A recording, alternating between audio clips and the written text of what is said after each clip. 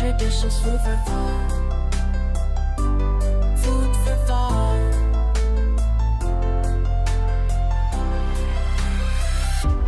Food for thought. On September the 11th, I was in my third period class at Huguenot High School. My principal announced a crisis at the Pentagon, but it wasn't until I got home when I found out the true depth of the situation. In New York City, 2 planes hit the World Trade Center, killing a numerous amount of people with no specific prejudice, just a determined plan to make a mark on America. Though for any other reason these people may have done this act of terrorism, they widely succeeded in clinching on the attention of America. Throughout the entire day, and those closely trailing behind it, laid an ominous cloud as the blazing flame at the decimated Trade Center sprawled its thick gray smoke, mixed with the emotions of the nations and the horrid smell of burning corpse. September 11, 2001 was a horrendous day for America and Afghanistan as well. It would not be justice to exclude this feeling from those in Afghanistan who might have not had anything to do with the act committed. But after this day and blind justice, they will stand a chance to lose their lives and families, just as those in the Twin Towers did. 9/11 affected us all as a whole, but I believe no one was more affected by this tragedy than the family members of the victims. They, and only they, could begin to imagine the pain of losing their loved ones, and they, and only they, will have to go on with their lives bearing this burden on their shoulders. Though in my eyes, what seems to be more tragic than the disastrous event itself was the unchanging attitude of those not so directly connected with the tragedy of 9/11. Being an outcast in all of my surroundings, I found that nothing was to change in light of the situation. I still was accepted to the same degree, a little below zero, and the same demeaning things spewed out of people's mouths with the same suffocating thickness as the smoke from the towers. I don't recall seeing anything change much as a nation, besides a few more gospel songs and canceled TV programs. Everything seemed to go back to normal. If it wasn't for the debris floating around in the air, I personally may have not noticed the seriousness this country was in. It is indeed true what you stated in the first paragraph of your entry form. Within every tragic event, there is room to grow and learn from both our mistakes and unexpected victories. Though, if you will not allow the mind to expand and see these views, instead of pointing fingers and passing judgment and blame on others, this statement is nothing more than a statement.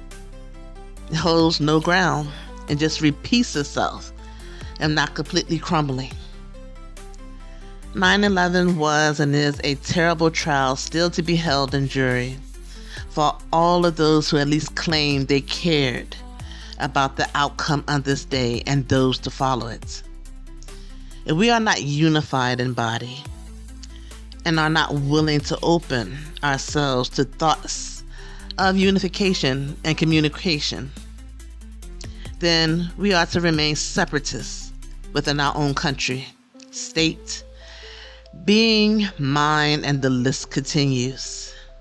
Until we do this, or at least attempt to do this as a whole, and not just a community or a city, but as a whole world, we will never accomplish peace.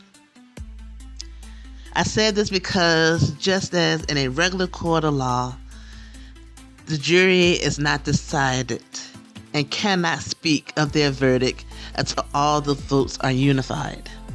The same is true of everyday living. If we are to make this world a peaceful one,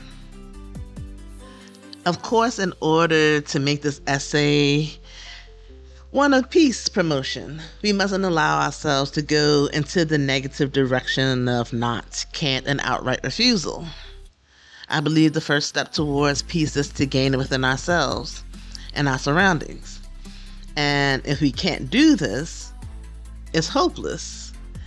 But when we succeed this, if having nothing more than the faith of a mustard seed, we will be able to make a chain that takes us farther in our accomplishments. Peace is not temporary. We can't get only halfway or 3/4 of the way and say it's enough, or insist on living in an eternal grudge. We will be allowing ourselves to go backwards, and we don't want to do that at this point after going so far in the march. You must first ask yourself, am I willing to let a painful memory get in the way of all the positive ones that could take majority in my heart? Secondly, you must understand and take into consideration that no one city, state, nation, or being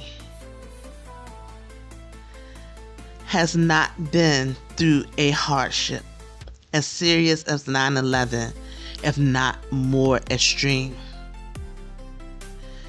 Finally, you must open your heart and mind to its entirety.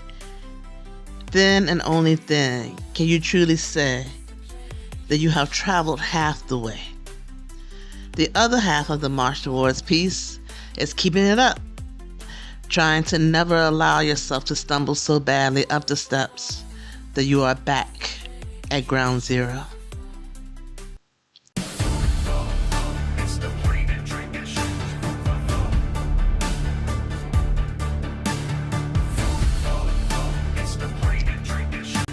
It's impossible at this point in time, was virtually impossible at this point in time, for us to continue to say we don't understand or we haven't seen this before. I've had family members be drafted out into a war that people all over the world know about. Everybody knows about the Vietnam War. We do encounter a world whether or not we want to admit it or not, where people have been through devastating tragedies such as this all over the world. And while I know it's not 100%, I want us never to be so remiss or so negligent as to say they never heard of it before, or does it happen to anyone else except for the people who they prefer to believe.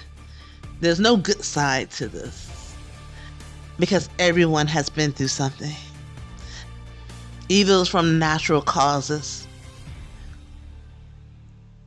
Majority of the people on this planet knows bereavement.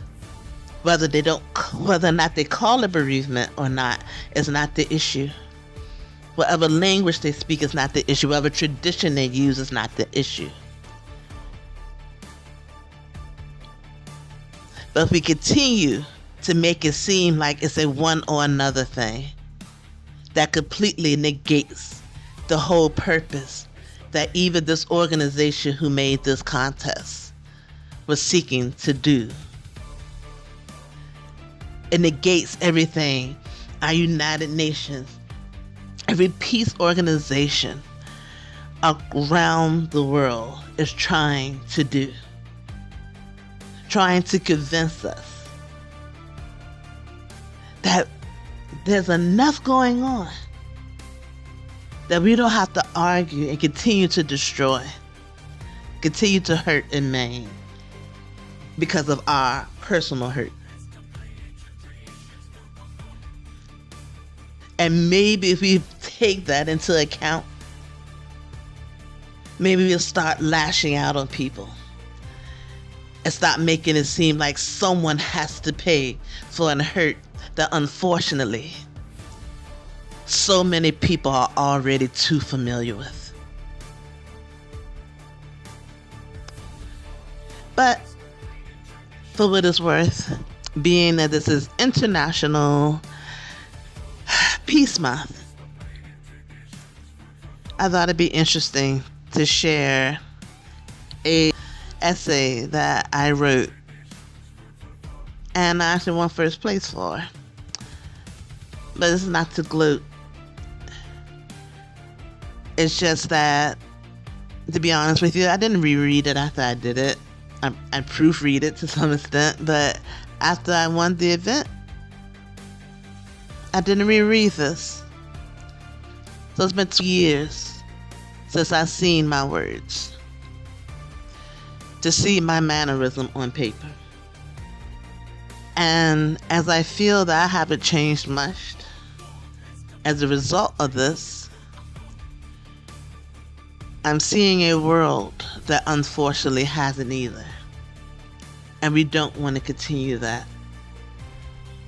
Let's not make that a tradition, plated or otherwise.